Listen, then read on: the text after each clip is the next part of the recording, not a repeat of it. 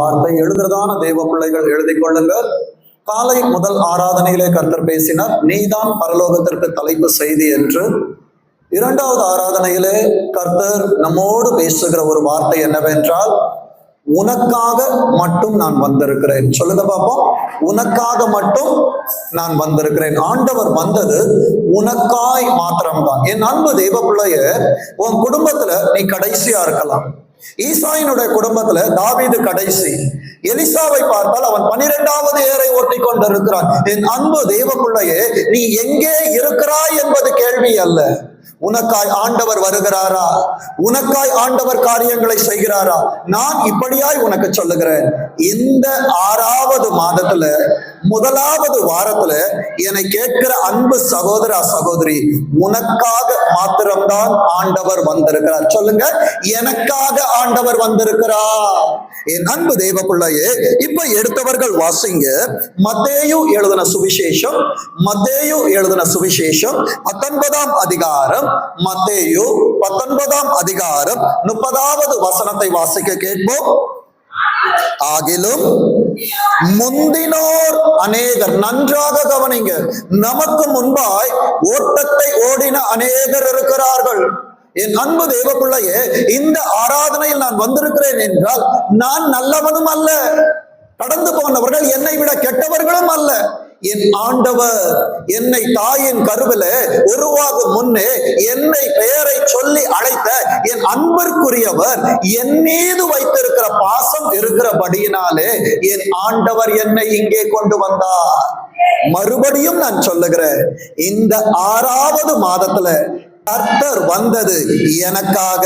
சொல்லுங்க, ஆண்டவர் வந்தது எனக்காக மாத்திரம்தான். என் அன்பு தேவ பிள்ளையே, வேதம் சொல்லுகிறது, ஆகிலும் 5 மாதம் கடந்து போன திரும்பி பார்க்கிற நேரத்துல, ஆண்டவரை என் தொழிலிலே அநேகர் முன்பாக இருக்கிறாங்க, என் வேலை ஸ்தலத்துல அநேகர் முன்பாக இருக்கிறாங்க. அப்பா, எனக்கு பின்பாக தொடங்கினவர்கள் ஓட்டங்கள் முன்பாக இருக்கிறது. என் அன்பு சகோதரா சகோதரி, உன்னை பார்த்து ஆண்டவர் சொல்லுகிற காரியம் என்ன தெரியுமா? முந்தினோர் அநேகர், பிந்தினோராகவும், பிந்தினோர் அநேகர், முந்தினோராகும். அப்ப 5 மாதங்கள் உனக்கு முன்னால நிறைய பேர் ஓடி இருப்பாங்க. நான் நேசிக்கிறதான ஒரு அன்பு சகோதரன் இங்க இருக்கிறாங்க, எம்மல ரொம்ப பாசம் இருக்கிறவங்க. குமரன் பிரதரை பத்தி சொல்லணும்னா அவங்க என்ன சொல்லுவாங்க தெரியுமா? என் பாஸ்டர் வந்து என்னை கூப்பிட்டாதான் நான் எங்க வருவேன்? சர்ச்சுக்கு வருவேன். ஏன்? பாஸ்டர் எனக்கு ரொம்ப பிடிக்கும். ஆனா பாஸ்டரை காட்டிலும் என் மகனுக்கு ஆண்டவரை எவ்வளவு பிடிக்கணும்? ரொம்ப ரொம்ப பிடிக்கணும். பிடித்திருக்கிறபடியினாலேதான் என் அன்பு சகோதரா, ஆண்டவர் உன்னை முன்னே இங்கே கொண்டு வந்தார். எத்தனை பேர் விசுவாசிக்கிறீங்க? என் அன்பு தேவ பிள்ளையே, உன் ஓட்டம் இன்னும் முடியல. ஆண்டவர் இந்த மாதத்தில் அநேக காரியத்தில் உன்னை முன்பாக கொண்டு வருவார். இதே காரியம்தான் மத்தேயு எழுதின சுவிசேஷத்துல 20வது அதிகாரம், மத்தேயு 20ஆம் அதிகாரம் 16வது வசனத்தை வாசிக்கிற நேரத்தில் இவ்விதமாக பிந்தினோர் முந்தினோர் பிந்தினோராயும், அடுத்தது பிந்தினோர் முந்தினோராயும் இருப்பார்கள். இன்றைக்கு ஏசப்பா உன் கையை பிடிச்சு ஒரு ப்ராமிஸ் பண்றாங்க. ஏன்னா உனக்காக உன் காரியத்தை டீல் பண்றதுக்கு ஏசப்பா வந்திருக்கிறாங்க. நீங்க நினைக்கிறீங்க ஒருவேளை நான் இங்க தற்செயலா வந்திருக்கிறேன். இன்றைக்கு வந்திருக்கிற தாய் தகப்பனை கேட்டா சொல்லுவாங்க, என் பேர பிள்ளைக்கு இன்றைக்கு பிறந்த நாளா இருக்கிறபடியினால் என் மகளோடு என் மகனோடு நான் வந்திருக்கிறேன். இது நீங்கள் வந்ததல்ல, கர்த்தர் உங்களை தூக்கி சுமந்து வந்தது. விசுவாசிக்கிறீங்களா? ஏசப்பா உங்களை தூக்கிட்டு வராம என்னால இங்க வர முடியாது. எனக்கு ஜீவனை தந்தது அவர்தான். என் அன்பு தெய்வ பிள்ளைய, உங்க பிள்ளைய கையில வாங்கும் போது, அப்பா இந்த 2 பிள்ளைய நான் எப்படி வளர்ப்பேன்? அம்மாவை கேட்டா சொல்லுவாங்க. ஆனா இன்றைக்கு பிள்ளைகள் வளர்ந்து பேர பிள்ளைக்கு இன்றைக்கு பிறந்த நாள் என்று சொல்லி அந்த பிள்ளையை கொண்டு உள்ளே வந்திருக்கிறோமே. நான் பிந்தினோன் அல்ல, என்னை ஆண்டவர் முந்த வைத்திருக்கிறார். என் பிள்ளைகளை ஆசீர்வதித்து வைத்திருக்கிறார். இன்னமும் அவர் ஆசீர்வதிப்பார். எத்தனை பேர் விசுவாசிக்கிறீங்க? என் அன்பு தெய்வ பிள்ளைகளே, சங்கீதம் 45வது அதிகாரம், சங்கீதம் 45வது அதிகாரம் 16வது வாக்கியம் சொல்லுகிறது, உமது பிதாக்களுக்கு பதிலாக இன்றைக்கு வந்திருக்கிறதான அநேக பெற்றோர் இருக்கிறீங்க. என் பிள்ளைய நான் எப்படி வளர்க்க போறேன்? டீனாட்டன ஒரு ஆலோசனை சொல்லணும்னா, அம்மா உன்னை பெத்தப்ப எப்படி வளர்க்க போறாங்கன்னு கேள்வி இருந்துச்சு. அம்மா கிட்ட கேளு, என் பிள்ளைய நான் எப்படி படிக்க வைப்பம்மா?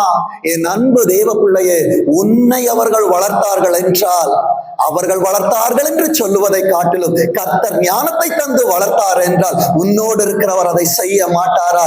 உனக்கு பதில்தான் இன்றைக்கு சொல்லுகிற, உன் பிதாக்களுக்கு பதிலாக உமது குமாரரும், அப்ப என் சந்ததியிலே என் பிள்ளைகளை எனக்கு பிறகாய் கர்த்தர் வைப்பார். விசுவாசிக்கிறீங்களா? ஆண்டவரே, என் ஓட்டம் இதோடு முடிந்து விடுமா? முடியாது. உன் ஓட்டத்தை கர்த்தர் உன் பிள்ளைகளை வைத்து தொடர வைப்பார். வேதம் சொல்லுகிறது, உனக்கு உமது பிதாக்களுக்கு பதிலாக உமது குமாரர் இருப்பார்கள். என் அன்பு தேவ பிள்ளைய ஏசப்பா, என் பிள்ளை எப்படிப்பா இந்த உலகத்துல வாழுவான்? கர்த்தர் உன்னை பார்த்து சொல்லுகிறார், உனக்காக வந்திருக்கிற நேசர் சொல்லுகிறார், உன் பிள்ளைய நான் பிரபுவா வைப்பேன், நீ ராஜாவா இருக்கிற. நான் யாரு? நான் ராஜா. அப்ப நான் ராஜாவாக ராஜாத்தியா இருக்கிறேன் என்றால் என் பிள்ளைகளை கர்த்தர் பிரபுக்களாய் வைப்பதற்காய் என்னிடத்திலே இன்றைக்கு அவர் வாக்குத்தத்தம் செய்கிறார். வேதம் சொல்லுகிறது பாருங்க, 1 ராஜாக்கள் 19ஆம் அதிகாரம், 1 ராஜாக்கள் 19ஆம் அதிகாரம் 15வது வசனத்தை வாசிங்க பார்ப்போம். அப்பொழுது கர்த்தர் அவனை பார்த்து, இன்றைக்கு ஆண்டவர் சபையை பார்த்து சொல்லுகிறார், இன்றைக்கு உனக்காக ஒருவர் இறங்கி வந்திருக்கிறார். 2000 ஆண்டுகளுக்கு முன்பாக எனக்காய் ஒரு ஆண்டவர் வந்தாரு. அவர் உன்னை போல் என்னை போல மனுஷ சாயலாக அவர் கீழே இறங்கி வந்தார். அவருக்கு கொடுத்த ஒரு அசைன்மெண்ட் என்ன தெரியுமா? பிதாவினால் அவருக்கு கொடுக்கப்பட்ட ஒரு வேலை இருந்தது. முந்தின ஆதாம் கொடுத்த அதிகாரத்தை அவன் பிசாசிடத்திலே இழந்தான். ஆனால் புதிய ஏற்பாட்டுல எனக்காய் ஒரு ஆதாம் வந்தார், இழந்த ஆளுகைகளை பிசாசினிடத்திலிருந்து மீட்டு எனக்கு தந்தார். இந்த 6ஆம் மாதத்துல 5 மாதத்தை எதை தொலைத்தாயோ, தொலைத்த அநேக காரியங்களை உன் கரத்திலே கர்த்தர் கொடுக்க உன் கையை பிடிக்க வந்திருக்கிறார். உதறிராத, உதறிராத. இவ்வளவு நாள் உதறிட்டோம் ஆண்டவரை, இனி உதற மாட்டோம்பா, உங்க கையை நான் பிடிச்சுக்கிறேன் ஆண்டவரே. வேதம் சொல்லுகிறது பாருங்க, வாசிங்க பார்ப்போம். அப்பொழுது கர்த்தர் அவனை பார்த்து, என் அன்பு தேவ பிள்ளைய, ஒவ்வொரு வாரம் ஆராதனையிலும் ஆண்டவர் ஊழியக்காரன் இடத்துல சபைக்கு வருகிறதான பிள்ளைகளை எங்கே எப்படி ஆசீர்வதிக்க வேண்டும் என்று வழியை சொல்லுவார். ப்ளூ பிரிண்ட கொடுப்பாங்க. என் அன்பு தேவ பிள்ளைகளை, இன்றைக்கு உங்களுக்கு கொடுக்கப்படுகிற சத்தியம் 6வது மாதத்துல திருச்சபையை கர்த்தர் இப்படி நிறைத்து வழி நடத்துகிறார் என்றால், இந்த 6ஆம் மாதமும் உன் குடும்பம், உன் தொழில், உன் கையின் பிரயாசம், செய்கிற காரியங்கள் எல்லாவற்றிலும் கர்த்தர் உனக்கு செழிப்பை கட்டளை இடுவார். வேதம் சொல்லுகிறது பாருங்க, நீ தமஸ்குவின் வழியாய் வனாந்திரத்திற்கு, வனாந்திரம் என்பது திருச்சபை. ஆண்டவரே, என் வனாந்திரம் மாற வேண்டும் என்றால் திருச்சபைக்கு வருகிற நேரத்தில் வனாந்திரத்தில் தான் மன்னா கிடைக்கும். மன்னா என்பது வானத்தின் அப்பம். வானத்தின் அப்பத்தை தூதர்கள் சாப்பிடுவது, தூதர்கள் சாப்பிடுவதை அவர்களுக்கு கொடாமல் ஆண்டவர் உனக்கு கொடுக்கிறார் என்றால், என் அன்பு தேவ பிள்ளையே, மனிதன் அப்பத்தினால் மாத்திரம் அல்ல, தேவனுடைய வாயிலிருந்து வருகிற ஒவ்வொரு வார்த்தையினாலும் பிழைப்பான். உன் கரத்திலே ஒரு வாக்குத்தத்தம் கொடுக்கப்பட்டதல்லவா, அந்த வாக்குத்தத்தத்திலும் உனக்கு பிழைப்புண்டு. உன் கரத்திலே வேதாகமம் இருக்கிறது.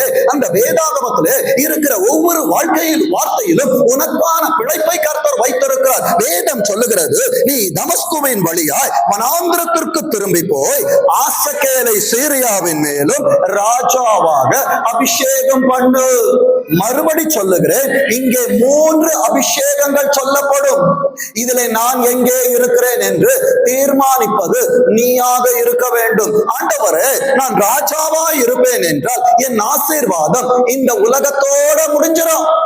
ஆனால் உங்க ஸ்தானத்துல நீங்க எதற்காக வந்தீங்களோ அந்த ஸ்தானத்தில் என்னை அபிஷேகிப்பீர் என்றால் என் ஓட்டம் உலகத்தோடு மாத்திரமல்ல, பரலோகத்திலும் தொடரும். எத்தனை பேர் விசுவாசிக்கிறீங்க? என் ஓட்டம் ஆண்டவரே இந்த உலகத்தோடு அல்ல. கரங்களை தட்டி சொல்லுங்க, என் ஓட்டம் உலகத்தோட முடியக்கூடாது. சத்தமா இயேசுவுக்கு கரங்களை தட்டி சொல்லுங்க, என் ஓட்டம் இந்த உலகத்தோடு இல்ல ஆண்டவரே, பரலோகத்துல, பரலோகத்துல நான் வருகிற நேரத்துல உமது மடியில ஆபிரகாம் மடி எனக்கு வேண்டாம், கர்த்தருடைய மடியிலே நான் பேச்சப்பட வேண்டும் ஆண்டவரே.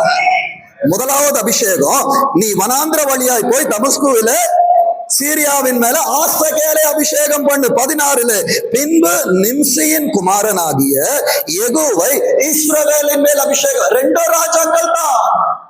ராஜாக்களின் காலங்கள் வயதானால் முடிந்து போகும். ஆனால் ராஜாதி ராஜாவை ஆராதிக்கிறாயே, அவருக்கு பிள்ளையா இருக்கிறாயே, உன் ஓட்டங்கள் இங்கே முடிந்தாலும் பரலோகத்திலே கர்த்தர் தொடர வைப்பார். வேதம் சொல்லுகிறது பாருங்க. அடுத்தது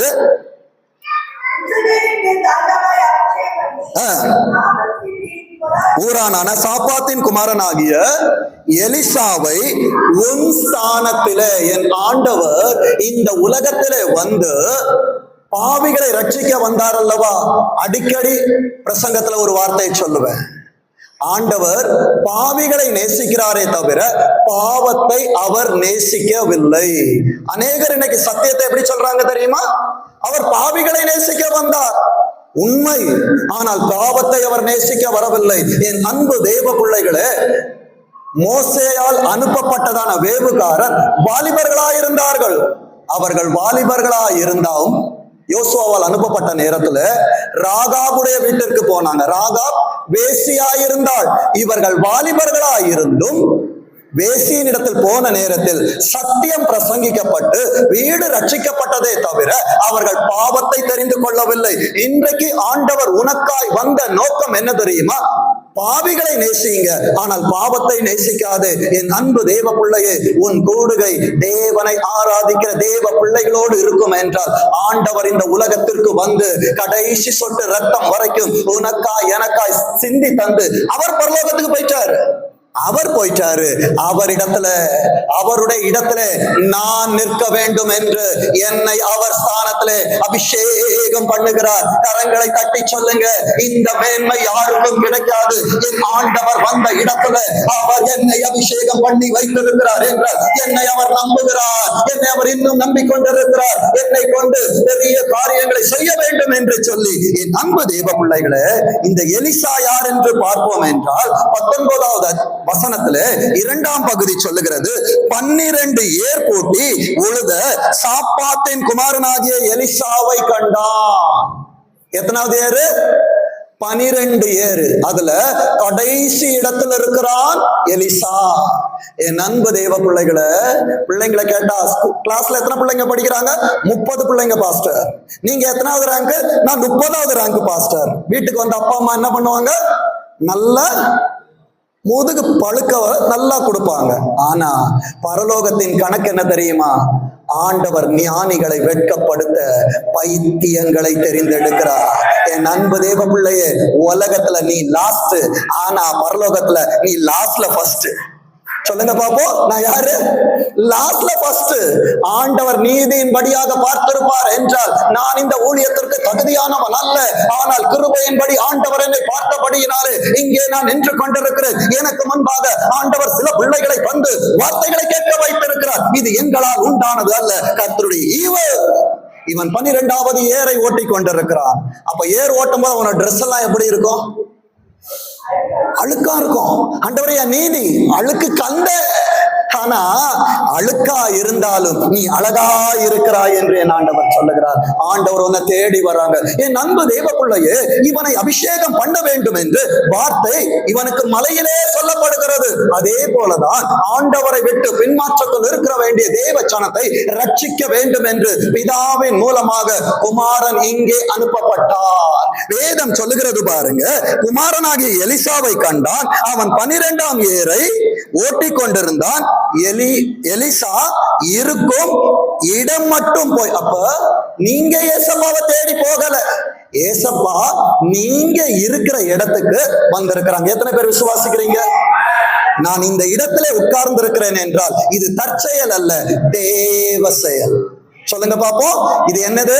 தற்செயலா வரல, பாஸ்டரை பார்க்க வரல, இடத்தை நிரப்ப வரல.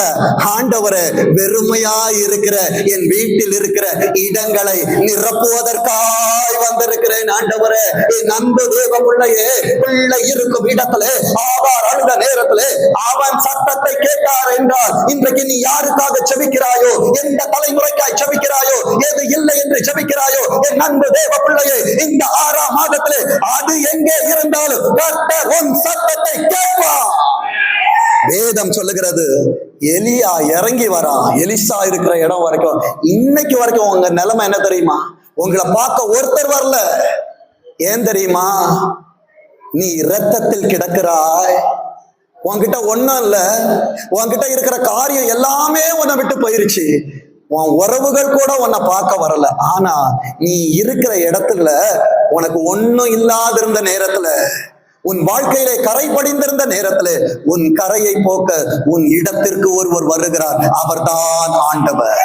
இந்த 6வது மாதத்துல நீ தலைப்பு செய்தி மாத்திரம் அல்ல, இந்த 6வது மாதத்துல தலைப்பு செய்தியிலே வாசிக்கப்படுவதற்கு உன்னில் என்ன இருக்கிறது என்று சொல்லி உன்னை இன்டர்வியூ பண்ண ஏசப்பா உன் பக்கத்துல உட்கார்ந்து இருக்கிறாங்க. எத்தனை பேர் விசுவாசிக்கிறீங்க? அப்ப என்ன ஒருத்தர் இன்டர்வியூ பண்ணணும்னா என் வாழ்க்கையில ஒரு பெரிய காரியம் நடந்திருக்கணுமே. பாஸ்டர் இன்னும் நடக்கல, ஆனா இப்ப சொல்ற இனி நடக்க போகுது, இனி நடக்க போகுது. அநேகரை கர்த்தர் உன்னை தேடும்படி செய்வார். வேதம் சொல்லுகிற வார்த்தையை பாருங்க. 20வது வசனத்தில் அவன் சொல்லுகிறான், எலியா இருக்கும் இடம் மட்டும் போய் தன் சால்வையை போட்டான். அப்ப ஆண்டவர் தமது அன்பு என்கிற சால்வை, சத்தியம் என்கிற சால்வை, வசனம் என்கிற சால்வை, ஜெபம் என்கிற அநேக சால்வைகளை இன்றைக்கு உண்மையில் அவர் உடுத்துகிறார். 20ஆம் வசனத்தின் 2ஆம் பகுதியிலே போய் திரும்பி வா. சொல்லுங்க, போய் திரும்பி வா. ஆண்டவரை 7வது நாள் சபைக்கு வர ஓய்வு நாள்ல போயிட்டு நான் வீட்டுக்கு அப்படியே போயிடக்கூடாது. நாம் மறுபடியும் ஆண்டவரை பார்க்க என்ன பண்ணணும்? திரும்பி வர உண்மை உள்ள ஊழியக்காரன், உத்தமமான ஊழியக்காரன், கர்த்தர் தனக்கு நன்மைகளை செய்திருப்பார் என்றால் ஒவ்வொரு வாரமும் தேவ சமூகத்துல சாட்சியோடு வந்து நிற்பான். அநேக சாட்சிகளை கூட்டிக் கொண்டு வந்து நிற்பான். அவனே சாட்சியாய் மாறுவான். வேதம் சொல்லுகிறது, போய் திரும்பி வா. அடுத்த வார்த்தை, நான் உனக்கு செய்ததை, நான் உனக்கு செய்ததை. இன்னைக்கு ஏசப்பாவன்ட்ட நிறைய எல்லாம் பேச மாட்டாங்க. உன் கல்யாணம் ஆன நாள், நீ பிறந்த நாள், இதுவரைக்கும் ஏசப்பா உனக்கு என்னெல்லாம் செய்தாங்க நினைத்துக்கொள். ஆனா நம்ம கிடைக்காத நிறைய காரியத்தை நினைக்கிறோமே தவிர கர்த்தரின் வாழ்க்கையில் செய்ததை நினைக்கல. கர்த்தர் என் வாழ்க்கையில் செய்ததை நினைத்திருப்பேன் என்றால் மனிதனின் மேல் என் கோபத்தை வைத்திருக்க மாட்டேன். கர்த்தரை பாட வருவேன், அவரை ஆராதிக்க வருவேன், அவரோடு இருப்பேன். ஏன்னா நாசியில் சுவாசம் இருக்கிற மனுஷன் நான் நம்பல, நாசியில் சுவாசத்தை ஊதுனவரை நம்புறேன். எத்தனை பேருக்கு நான் சொல்றது புரியுது? சுவாசிக்கிற மனுஷனை பார்க்கிறவன் ஆண்டவருடைய சமூகத்துல இருக்க மாட்டான். சுவாசத்தை கொடுப்பவரை பார்க்கிறவன் தேவ சமூகத்தை விட்டு நீங்க மாட்டான்.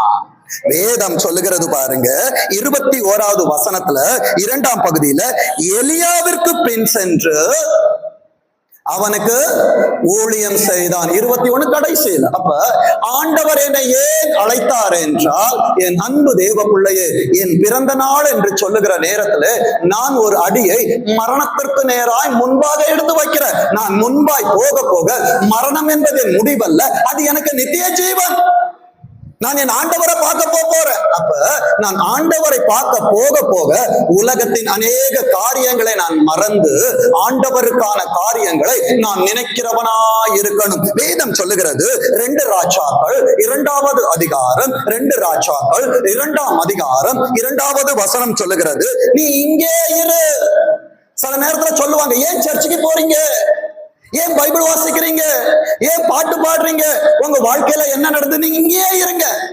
ஏசப்பா உனக்கு செய்ததை நினைத்துக்கொள். கடைசி சொட்டு ரத்தம் வரைக்குமாக கொல்கதா மலையில அவர் எனக்காய் சிந்தினாரு. இந்த ஒன்றை நான் நினைத்தால் போதும். என் ஆண்டவர் என்னை வாழ வைத்தாரு, எனக்கு ஜீவனை தந்தாரு. இதை நினைச்சேன்னா அவரை பாடாமல் இருக்க முடியாது. என் அன்பு தேவ பிள்ளையே, முதலாவது எலிசாவை பார்த்து சொல்லுகிறான், நீ இங்கே இரு, கர்த்தர் என்னை பெத்தேல் மட்டும் போக அனுப்புகிறார். அதுக்கு அவன் சொன்ன வார்த்தை என்ன தெரியுமா? அதற்கு எலிசா, நான் உம்மை விடுகிறதில்லை. சொல்லுங்க, எத்தனை பேர் இன்னைக்கு சொல்ல போறீங்க, ஏசப்பா நான் உங்களை விட மாட்டேன்? எத்தனை பேர் சொல்ல போறீங்க? ஒரே ஒரு சின்ன பிள்ளை கையை தூக்குது. எல்லா சின்ன பிள்ளைகளும் கரங்களை உயர்த்தி சொல்லுவோமா, உங்களை விட மாட்டேன் ஏசப்பா. இன்னைக்கு நான் வந்தது யாக்கோபு ஆற்றம் கரையா இருக்கும் என்றால் நீர் என்னை ஆசீர்வதித்தால் ஒழிய உங்களை நான் போக விட மாட்டேன். இன்றைக்கு அநேகரை கர்த்தர் உள்ளே கொண்டு வந்த நோக்கம் என்ன தெரியுமா? யாக்கோபாய் உள்ளே வந்தாய், வெளியே போகிற நேரத்தில் கர்த்தர் உன்னை இஸ்ரவேலாய் அனுப்புவார். வேதம் அவன் விடமாட்டேன்னு சொல்லிட்டான். விடமாட்டேன்னு சொன்ன உடனே கடைசி வார்த்தை சொல்லுகிறது, அப்படியே இருவரும். அப்ப இந்த உலகத்தின் ஓட்டத்துல நீ தனியா இருக்கிறன்னு சொல்லாத. உன் கைய பிடிச்சு நடக்க ஒருத்தர் வந்திருக்கிறாரு, உனக்காக ஒருத்தர் வந்திருக்கிறாரு. அவர் கைய பிடிச்சிட்டேன்னா அவர் உன்னை எங்க கூட்டிட்டு போகணுமோ அவர் கூட்டி கொண்டு போவார். உன் சுயம் அல்ல, கர்த்தருடைய புயம் வாழட்டும். அடுத்தது முதல் வாட்டி சரி ஆண்டவரை நீங்க நினைச்சதான். அடுத்த டாஸ்க் வருது பாருங்க. 4வது வசனத்துல மறுபடியும் எலியா எலிசாவை பார்த்து சொல்லுகிறார், நீ இங்கே இரு, கர்த்தர் என்னை எரிகோ மட்டும் போக அனுப்புகிறார். என் அன்பு தெய்வ பிள்ளையே, பெத்தேல் என்பது அப்பத்தின் வீடு, அங்க ஆசீர்வாதம் இருக்கும். நான் வந்துட்டேன். 2வது பரீட்சை. எரிகோ என்பது சாபத்தீடான இடம். என் அன்பு தேவ பிள்ளையே, என் ஆண்டவர் இருக்கிற இடம் சாபமா இருந்தால் அதை ஆசீர்வாதமாய் மாற்றி எனக்கு தருவார். வேதம் சொல்லுகிறது, அதற்கு அவன் சொல்லுகிறான், நான் உம்மை விடுவதில்லை. அப்படியே இருவரும் சேர்ந்து போனார்கள். என் அன்பு தேவ பிள்ளையே, 3 பரீட்சைகள் வைக்கப்படுகிறது. 3 பரீட்சைகளின் அர்த்தம் என்ன தெரியுமா? என் ஆவி, என் ஆத்துமா, என் சரீரம், 3க்குமே பரீட்சை இருக்கும். 3ம் கர்த்தருடைய பார்வையில் விலையேற பெற்றதா இருந்தால் பிதா, குமாரன், பரிசுத்த ஆவியானவர் இருக்கிற இடத்துல ஆண்டவர் நம்மை அழைத்து கொண்டு போவார். இதுல 1ல குறை இருந்தாலும் போக முடியாது.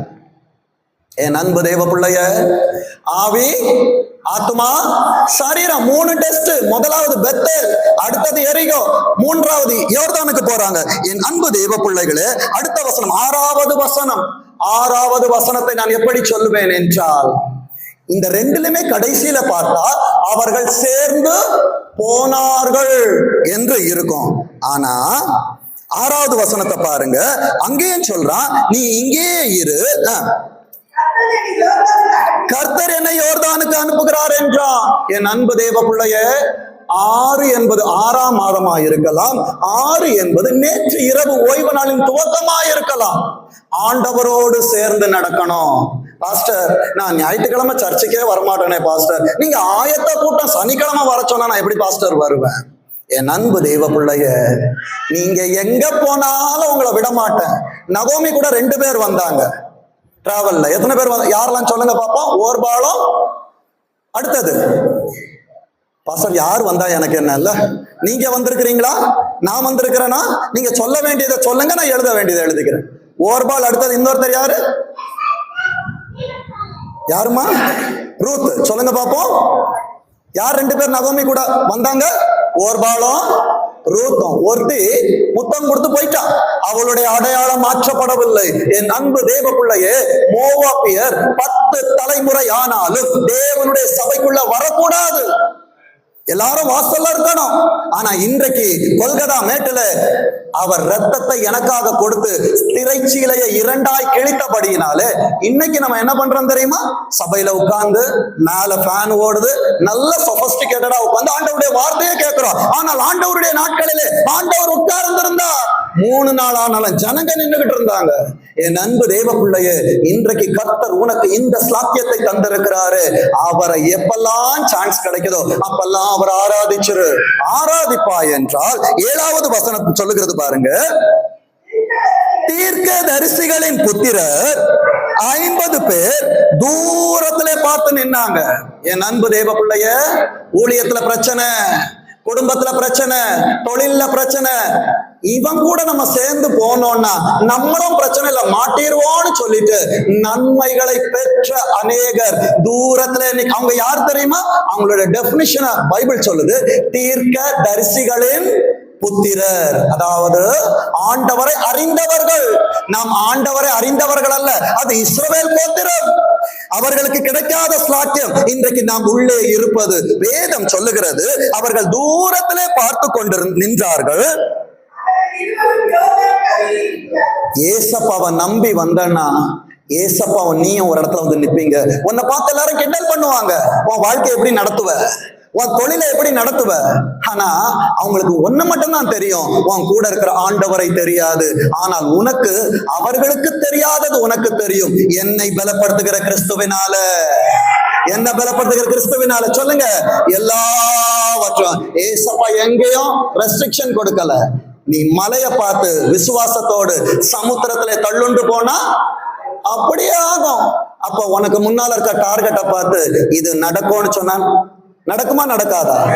என் அன்பு தெய்வ பிள்ளைகளை, எக்ஸாம் எழுதின பிள்ளைகள், மார்க் வந்த பிள்ளைங்க, ஆண்டவரே எனக்கு என்ன காலேஜ் கிடைக்குமா, இல்ல ஆண்டவரே எனக்கு வேலையில உயர்வு கிடைக்குமா, நீ உன் இடத்திலே கடைசியா இருந்தாலும் உன் கடைசியிலே உன்னை பார்க்க ஒருவர் வந்திருக்கிறார். இதுதான் இன்றைக்கு நான் உனக்கு சொல்லுகிற நல்ல செய்தி. உன் இயலாமையிலே, உன் இல்லாமையிலே உன்னை தேடி உன்னை பார்க்க ஒருவர் வந்திருக்கிறார். அப்பா அம்மா மார்க் கம்மியாச்சுன்னு பிளஸ்ஸிய போட்ட பிளஸ்ஸிய கேட்டா நீங்க முடிஞ்சவன இன்டர்வியூ எடுங்க. அப்பா எவ்வளவு உனக்கு கொடுத்தாரு, அம்மா எவ்வளவு கொடுத்தாங்க, அவ சொல்லுவா. ஆனா உன்னை நேசிக்கிற ஒரு தகப்பன் வந்திருக்கிறார். அவர் உன்னை திட்ட மாட்டார். உனக்கு என்ன வேணும்னு கேட்பார். சொல்லுங்க, என் ஆண்டவர் என்கிட்ட என்ன கேட்பாரு? உனக்கு என்ன வேணும் நீ சொல்லு, நான் தரேன். என் அன்பு தெய்வ பிள்ளைகளே, மனுஷன்ட்ட கேட்டு கேட்டு டயர்ட் ஆயிடுச்சியா? மனுஷன்ட்ட சொல்லி சொல்லி ஆண்டவரை ஃபெடப் ஆயிட்டேன்னு சொல்றியா? ஃபெடப் ஆகாத. இன்றைக்கு உனக்கு ஃபீட் பண்றதுக்காக ஆண்டவர் வந்திருக்கிறாங்க. வேதம் சொல்லுகிற ஒரு வார்த்தையை பாருங்க. எல்லாரும் கரையில தூரத்துல நின்னு பாக்குறாங்க. ஏன்னா இவங்க வந்து நிக்கிறது யோர்தான்ல.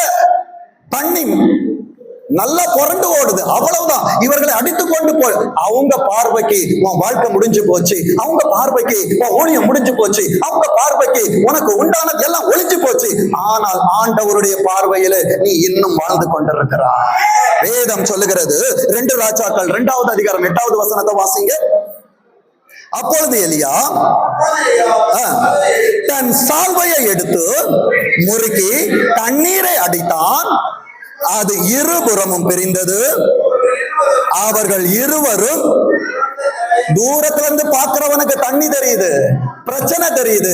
கிட்டே போய் உனக்காய் அற்புதம் செய்கிறவரோடு நிற்பாய் என்றால் அந்த பிரச்சனைகளுக்குள்ளாய் உனக்காய் அவர் வைத்திருக்கிற வழி உனக்கு தெரியும். ஏன் தெரியுமா? நானே வழியும் சத்தியமும் ஜீவனுமாய் இருக்கிறேன் என்று சொன்னவர் தானே. என் அன்பு தேவ பிள்ளைகளே, அநேகர் பாஸ்டர் நான் ஃபர்ஸ்ட் ஆராதனை முடிச்சுட்டேன்.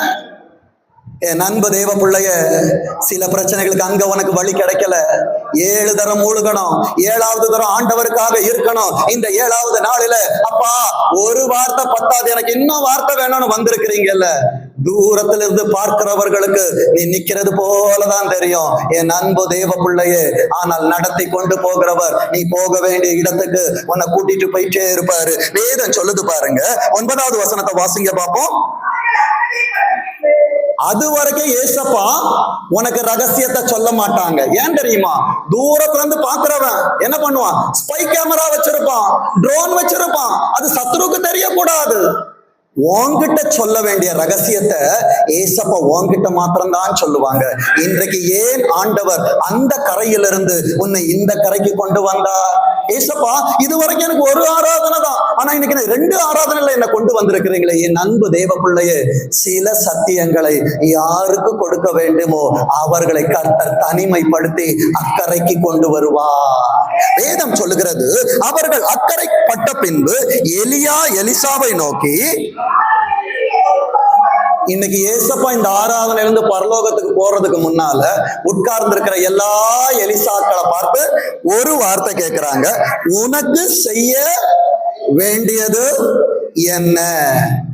பிளஸி அப்பாவுக்கு, நான் உங்களுக்கு பாஸ்டரா இருக்கலாம், ஆவிக்குரிய தகப்பனா இருக்கலாம், ஆனா என் கர்ப்ப பிறப்பு கிட்ட நான் உனக்கு என்ன செய்யணும்னா, டாடி மைக்க பிடிச்சா நீங்க நல்லா பேசுவீங்க, மைக்க கீழே வச்சுட்டு மேல வீட்டுக்கு வந்துட்டீங்கன்னா உங்க ஆசீர்வாதம் எனக்கு தெரியும் டாடி. இந்த டாடிய பார்க்க கூப்பிடல, பரலோக டாடி வந்திருக்கிறாங்க. அந்த டாடி உன்கிட்ட கேட்கிறாங்க, என்ன கேட்கிறாங்க? நான், சொல்லுங்க பாப்போம், நான் உனக்கு செய்ய வேண்டியது. டாடி எனக்கு அந்த காலேஜ் ரொம்ப பெருசு டாடி, அதுல நிறைய அட்மிஷன் கேட்கிறாங்க, உனக்கு என்ன வேணும்? இந்த அப்பாட்ட கேட்டா 1000 தாண்ட முடியாது. ஆனா அந்த அப்பா கிட்ட நீ கோடியை தாண்டி கேட்டாலும் என் ஆண்டவர் அதை செய்து முடிப்பார். அவர் காலங்களை சமயங்களை மாற்றுகிறவர், அவர் இல்லாததை இருக்கிறவைகளை போல் அழைக்கிறவர். எத்தனை பேருக்கு நான் சொல்லுகிறது புரியுது? இல்லாததை தேடி வந்திருக்கிறேன் ஆண்டவரை, இருக்கிறவரா இருக்கிறவர் என் கையில உருவாக்கி கொடுக்க நீங்க வந்திருக்கிறீங்க.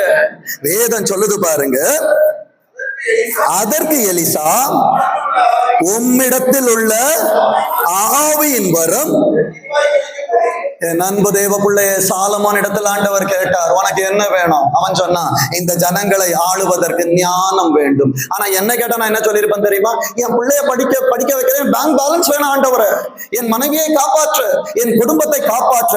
ஆனால் தேவனோடு பழகுகிறவனுக்கு, தேவனோடு வாழுகிறவனுக்கு உலகத்தின் காரியம் பிடிக்காது, பரலோக காரியம் ரொம்ப ரொம்ப பிடிக்கும். இந்த நேரத்தில் சொல்லப்படுகிற செய்தி என்ன தெரியுமா? முதலாவது தேவனுடைய ராஜ்யத்தையும் நீதியும் தேடுங்கள், பின்பு இவைகள் எல்லாம் உங்களுக்கு கூட கொடுக்கப்படும். வாக்குத்தத்த ஆராதனையில் சொன்னேன் அல்லவா, கூடையே நீதான். அந்த கூடையிலே மேலும் மேலும் ஆசீர்வாதங்களை நிரப்புவதற்கு ஆண்டவர் வந்திருக்கிறார். நான் உனக்கு என்ன செய்ய வேண்டும்? அடுத்த வார்த்தை சொல்லுகிறது பாருங்க, ஆவியின் வரம் கிடைக்கும்படி செய்யணும்.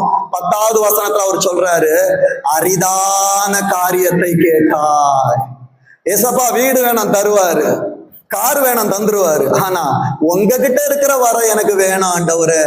ஆண்டவர் சொல்றாரு, ஒருத்தன் என் கூட இருந்தா என்னிலும் பெரிய காரியங்களை செய்வார்.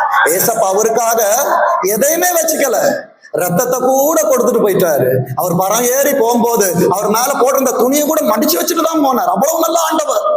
அந்த ஆண்டவர் தான் உன்னை பார்த்து கேட்கிறார், அரிதான காரியத்தை கேட்கிறியா? ஏசப்பா இதெல்லாம் என் வாழ்க்கையில நடக்காதுன்னு சொல்லி முத்திர குத்திட்டாங்கப்பா, என் வாழ்க்கை முடிஞ்சு போச்சுன்னு உட்கார வச்சுட்டாங்கப்பா, எனக்காக ஒரு அற்புதம் நடக்காதா? எனக்காக ஒரு அதிசயம் நடக்காதா? எனக்காக ஆண்டவர் காரியங்களை மாறுதலாய் முடிய பண்ண மாட்டாரா? உனக்கு தான் வார்த்தை சொல்லுகிறார். ஆண்டவர் உன் சாபத்தை ஆசீர்வாதமாய் மாற்றி கொண்டிருக்கிறார். தூரத்துல இருந்து பாக்குறவங்களுக்கு மார்க்கு குறைஞ்சு போச்சு, உன் குடும்பம் உடைஞ்சு போச்சு, ஊழிய சதறி போச்சு, ஆனா ஏசப்பா கூட இருக்கிற உனக்கு தெரியும், சால்வையாமல் இன்னும் கொஞ்ச நேரத்துல விழ போகுது, இன்னும் கொஞ்ச நேரத்துல கர்த்தருடைய ஆசீர்வாதம் இறங்க போகுது. கர்த்தருடைய ஆசீர்வாதம் ஐஸ்வர்யத்தை மாத்திரம் தரும், அதனோடு வேதனை இருக்காது. இந்த நேரத்தில் அநேக இறந்த காரியங்களை கர்த்தர் உனக்கு தருகிறார். ஒரு நாளிலே நீ தேடப்படுவாய். இன்னைக்கு அநேகரால் அப்புறப்படுத்தப்பட்டிருக்கிற தேவ பிள்ளையை கர்த்தர் உன்னை தேட வைப்பார்.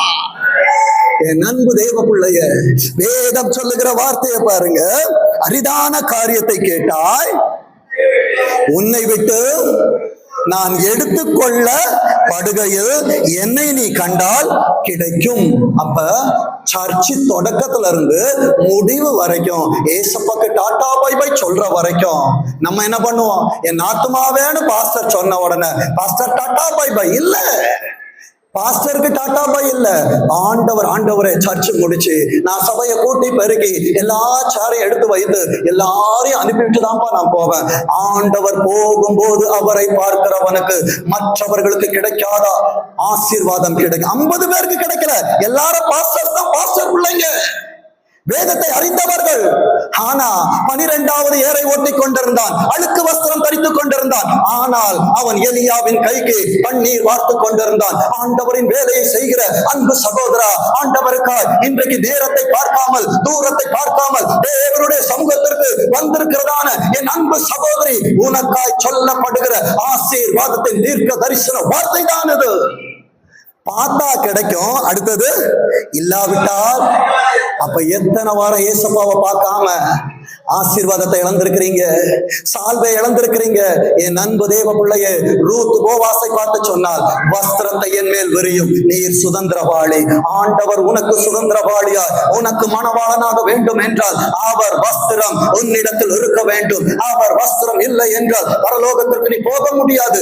எத்தனை மினுக்கான வஸ்திரங்களை தரித்தாலும், நீ எத்தனை கார்ல வந்தாலும், ஏரோப்ளைன்ல நீ சர்ச்சுக்கு வந்து இறங்கினாலும், கர்த்தருடைய அன்பு உன்கிட்ட இல்லைன்னா இந்த ரூஃப கூட என்னால தாண்ட முடியாது. வேதம் சொல்லுகிறது பாருங்க, 13வது வசனத்தை வாசிங்க பார்ப்போம்.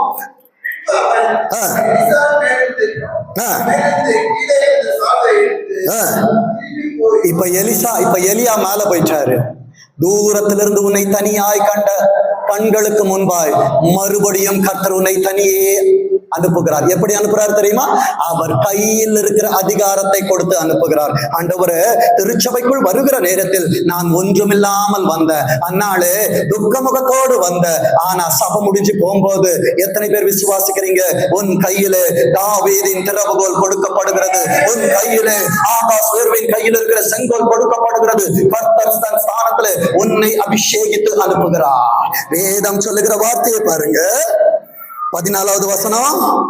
எலியாவின் மேலிருந்து கீழே விழுந்த சால்வையை, சர்ச்சுக்கு வந்துட்டோம்னா ஏசப்பா உனக்கு ஆசீர்வாதத்தை தந்துருவாங்க. அப்ப சொல்லிராத இது நான் கட்டின மகா பாபிலோன் என்று. என்றைக்கு கர்த்தருக்கு கொடுப்பதை நீ வெளியே பேசுகிறாயோ, என்றைக்கு ஆண்டவருக்காய் பரிசுத்தம் பணிந்தை குறித்து பேசுகிறாயோ, அன்றைக்கு நீ கொடுத்ததை கர்த்தர் உன் கையில் கொடுத்துட்டாருன்னு நினைச்சுக்கோ. வேதம் சொல்லுகிறது பாருங்க, எலியாவின் பாஸ்டர் எங்கன்னு தேடாதீங்க. சர்ச்சுக்கு வெளியே போய் பாஸ்டருடைய தேவன் எங்க, என் ஸ்தானத்தில் என்னை அபிஷேகம் பண்ணினாரே என் ஆண்டவர் எங்கே தேடுவாய் என்றால், என் அன்பு தேவ பிள்ளையே, யோர்தான் வரைக்கும் ஆண்டவரின் துணை வேண்டும். யோர்தானுக்கு இக்கரை பட்ட உடனே அதிகாரங்கள் கிடைக்கும். அதிகாரங்கள் கையில வந்த உடனே ஏசப்பாவை மறந்துடாத. எத்தனை பேர் சொல்லுவீங்க, நான் உங்களை மறக்க மாட்டேன் ஏசப்பா, மரண பறைந்து உங்களை மறக்க மாட்டேன் ஏசப்பா, இன்னைக்கு நான் வரக்கூடாதுன்னு இருந்தேன், ஆனா நீங்க என்ன உள்ள கொண்டு வந்துட்டீங்க ஏசப்பா, என்ன நீங்க ரொம்ப லவ் பண்றீங்க ஏசப்பா. வேதம் சொல்லுகிற வார்த்தையை பாருங்க, எலியாவின் மேலிருந்து கீழே விழுந்த சால்வையை பிடித்து எலியாவின் தேவன் எங்கே என்று சொல்லி தண்ணீரை அடித்தான். ஏசப்பா ஃபர்ஸ்ட் உனக்காக என்ன செய்யணும்னு சொல்லி தருவாங்க. அடுத்தது அவர் செய்ததை உன் கரத்தினால் செய்ய வைப்பார். 5 மாதங்கள் உன்னால் செய்யக்கூடாததை 6வது மாதத்துல கர்த்தர் உன்னை கொண்டு செய்ய வைப்பார். எத்தனை காரியத்துல தோத்துட்ட, எத்தனை காரியத்துல ஒண்ணு இல்லைன்னு சொல்ற, இந்த 6வது மாசத்துல அப்பா உனக்கு அதிகாரத்தை தந்துட்டாரு, நீ போ, இனி பாவம் செய்யாது, ஆண்டவருக்காக துணிந்து நில், ஆண்டவருக்காய் வாழு, யாரை அனுப்புவேன், என்னை அனுப்பும் ஆண்டவர. என் அன்பு தேவ பிள்ளையே, 15வது வசனத்தை வாசிங்க. எரிகோவில் பார்த்து கொண்டு நின்னவன் நின்னுகிட்டுதான் இருப்பான், உன்னை குறை சொல்றவன் குறை சொல்லிக்கிட்டே தான் இருப்பான். நீ நல்லா இருக்க மாட்டேன்னு உன்னை குறிச்சு எங்க பேசுறானோ, இன்னும் 10 வருஷம் கழிச்சு வரவன் அங்கதான் இருப்பான். ஆனா உன்னை உயரத்தில் வைப்பான். ஏன்னா நீ கர்த்தரின் கரத்தில் இருக்கிறார். எத்தனை பேருக்கு நான் சொல்றது புரியுது? என் அன்பு தேவ பிள்ளையே, இன்றிருப்பது உன் நிலை அல்ல, உனக்காய் ஒருவர் வந்தார் அல்லவா, உன் நிலை மாறும், உன் நிலை மாறும், நீ ஆசீர்வதிக்கப்படுவாய். அநேக உயரங்களுக்கு மேலாய் கர்த்தர் உன்னை உயரத்தில் வைப்பார். வேதம் சொல்லுகிறது, நின்ற தீர்க்கதரிசிகளின் புத்திரர் அவனை கண்டவுடனே, அதாவது எலிசாக்கு தெரிஞ்சிச்சு எலியாவின் தேவன் எங்கன்னு கேட்டான். ஆனா தூரத்துல இருந்தவங்க என்ன சொல்றாங்க தெரியுமா? எலியாவின் ஆவி. இப்படி நம்ம சர்ச்சுக்கு வந்து சத்தியத்தை இப்படி கத்துக்கிறனாலதான் நிறைய ஆசீர்வாதத்தை பார்க்க முடியல. பாஸ்டர் கிட்ட இருக்கிறது எங்க அப்பாவுடைய ஆவி இல்ல, என்னை படைத்த தேவாதி தேவனின் ஆவியானவர் என்னோடு இருக்கிறார். அவர் என்னோடு இருக்கிறபடியால் என்னை அவர் தனியே விடுவதில்லை. அதனால எலியாவின் ஆவி எலிசாவின் மேல இருக்குதான்னு கேட்காதீங்க, ஆண்டவரின் ஆவி என் திருச்சபையில் இருக்கிறதா? வேதம் சொல்லுகிறது பாருங்க, எலியாவின் ஆவி எலிசாவின் மேல் இறங்கி இருக்கிறது என்று சொல்லி, மனுஷனை பார்க்க வந்தன்னா கடைசி வரைக்கும் குனிஞ்சுதான் இருப்ப, ஏசப்பாவை பார்க்க வந்தன்னா சாகர வரைக்கும் தலை நிமிர்ந்து இருப்ப. விசுவாசிக்கிறீங்களா? மனுஷனுக்கு முன்னால போய் கை கட்டி நிக்கிறீங்க, உன் பாசுக்கு முன்னால போய் கை கட்டி நிக்கிற, உனக்கு உதவி செஞ்சவங்களுக்கு முன்னால கை கட்டி நிக்கிற. உன்னை உலகத்திற்கு அனுப்பின இந்த வேதத்திற்கு முன்பாக ஏன் தலைகுனிய முடியவில்லை? இந்த வேதத்திற்கு முன்பாய் தலைகுனிந்து பார், உலகத்திற்கு முன்பாய் கர்த்தர் உன்னை தலை நிமிர வைப்பார். வேதம் சொல்லுகிறது 2 ராஜாக்கள் 13வது அதிகாரம் 14வது வசனத்தின் 2ஆம் பகுதி. அப்பொழுது இஸ்ரவேலின் ராஜாவாகிய 2 ராஜாக்கள் 13 சாட்சி இப்படிதான் இருக்கும். வாசிங்க. யோவாஸ் அவனிடத்தில் போய் அவன் மேல் விழுந்து அழுது, என் தகப்பனே, இஸ்ரவேலுக்கு ரதமும் குதிரை வீரருமாய் இருந்தவரே. இந்த சாட்சி எங்க கேட்ட சாட்சி தெரியுமா? அப்படியே நம்ம 2 ராஜாக்கள் 2வது அதிகாரத்துல 12வது வசனத்தை வாசிச்சோம்னா, இன்றைக்கு ஏசப்பாவுக்காக நீ செய்கிறாய் அல்லவா, இன்றைக்கு நீ ஏசப்பாவுக்காக செய்கிற ஒவ்வொரு காரியங்களும் உன் கடைசி நாளில உனக்காய் சாட்சியாய் பேசப்படும். எத்தனை பேருக்கு நான் சொல்றது புரியுது? எலியா மரித்த நேரத்துல எலிசா சொன்ன வார்த்தை 2 ராஜாக்கள் 2:12 எலிசா கண்டு, என் தகப்பனே இஸ்ரவேலுக்கு ரதமும் குதிரை வீரருமா இருந்தவரே என்று புலம்பினான். இன்னைக்கு நீ புலம்புற, ஆனால் உன் மரணத்துல உன்னை சுற்றிலும் இருக்கிற தலைமுறை உன்னை குறித்து ஆரவாரத்தை கர்த்தர் கேட்க வைப்பார். உனக்காய் ஒரு தலைமுறையை எழும்ப வைப்பார். உனக்காய் ஒரு கூட்டத்தை கர்த்தர் தருவார். என் அன்பு தேவ பிள்ளையே, இன்றைக்கு தனிமையாய் இருக்கிறாய். ஒரு நாளிலே உனக்கான ஆசீர்வாதத்தை சுமந்து கொண்டிருப்பாய். கர்த்தர் கொடுக்கிற ஆசீர்வாதத்தின் வார்த்தை எடுத்து வைத்துக் கொள்ளுங்கள். ஏசாயா 59ஆம் அதிகாரம், ஏசாயா 59ஆம் அதிகாரம் 21வது வசனத்தை வாசிங்க பார்ப்போம். உன்மேல் இருக்கிற என் ஆவியும், பாஸ்டருடைய ஆவி யாருக்கும் வரக்கூடாது. உன்மேல் இருக்கிற ஆவியானவருடைய ஆவி. அடுத்தது, உன் வாயில் அருளிய ஆண்டவருடைய வார்த்தை, வேதாகமும் வார்த்தையும். இது சொல்லுங்க பாப்போம். இது முதல் சொல்லுங்க, வந்திருக்கிற எல்லாரும் சொல்லுங்க, இது முதல். இதுக்குதான் ஏசப்பா உங்களை இங்க கூட்டிட்டு வந்தாங்க. சால்வையை உனக்கு கொடுப்பதற்கு, உன் பிரச்சனையை நீ டீல் பண்றதுக்கு, பக்கத்து வீட்டு கதவை தட்டுவதற்கு அல்ல, மனிதனிடத்தில் உன் காரியத்தை சொல்லுவதற்கு அல்ல. கர்த்தர் இன்றைக்கு உன்னை கொண்டு வந்தது உன் காரியத்தை நீ சரி செய்து கொள்வதற்கு. கணவனுக்கும் மனைவிக்கும் பிரச்சனை, பாஸ்டர் தயவு செய்து கூப்பிடாதீங்க. ஏன் தெரியுமா? இருவரும் ஒரே சரீரம், உங்களுக்குள்ள பேசி தீர்த்து கொள்ளுங்கள். ஏன் தெரியுமா? இந்த சட்ட புத்தகத்துக்கு முன்பாக எந்த புத்தகமும் பெரிசல்ல. எத்தனை பேர் சொல்றீங்க? விசுவாசிச்சு சொல்றீங்க?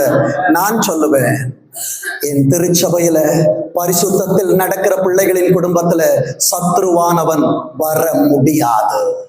வேதம் சொல்லுகிறது பாருங்க, உன் வாயில் அருளிய என் வார்த்தையும் இது முதல் என்றென்றைக்கும்.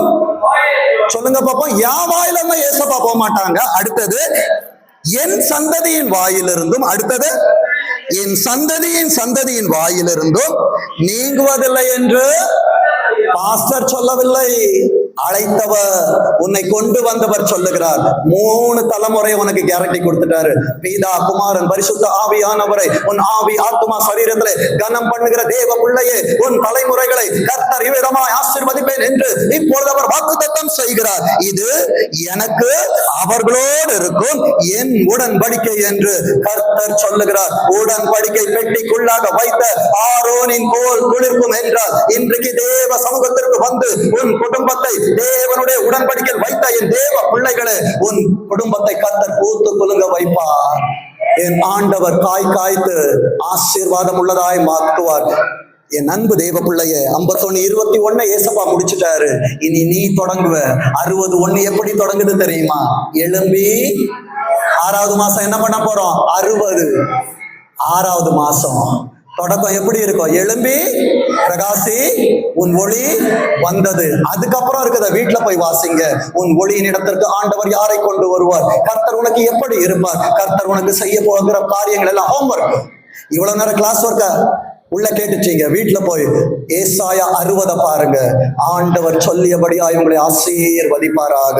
கண்களை மூடி செபிப்போம். ஆண்டவர் ஏசப்பா, உமக்கு ஸ்தோத்திரிக்கிறோம். ஆண்டவரே, சொல்லப்பட்ட வார்த்தைகளின்படியாக உனக்கு என்ன வேண்டும் என்று சொல்லி கேட்டீங்கப்பா. நீங்க தான் எனக்கு வேணும்பா. தேவைக்காய் நான் வரல ஏசப்பா, தேவையே நீங்க தான் சொல்லி வந்திருக்கிறப்பா. உன் பாதம் வந்து என்னை ஆசீர்வதிங்க, என் குடும்பத்தை ஆசீர்வதிங்க, என் பிள்ளையை ஆசீர்வதிங்க. அப்பா, வந்திருக்கிற ஒவ்வொரு பிள்ளைகளும் கர்த்தர் ஆசீர்வதிக்க வேண்டும் ஜெபிக்கிறோம். வழி நடத்துங்க. இயேசு கிறிஸ்துவின் மூலமாய் ஜெபிக்கிறோம். ஜெபம் கேளும் ஜீவனுள்ள நல்ல பிதாவே. ஆமென், ஆமென்.